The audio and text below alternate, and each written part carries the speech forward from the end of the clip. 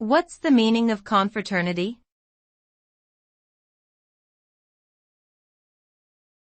Confraternity.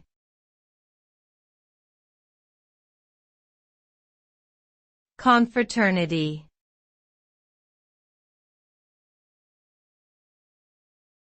Confraternity.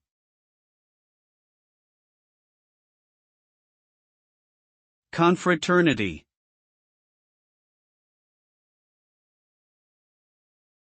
Confraternity refers to a group or association formed by people who share the same values, beliefs, or interests. This term is often used in a religious context to describe a brotherhood or sisterhood of laypeople who support and participate in the activities of a particular order or church.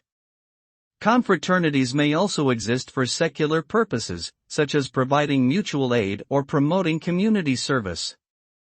Overall, confraternities bring people together in a common cause and provide a sense of belonging and shared purpose.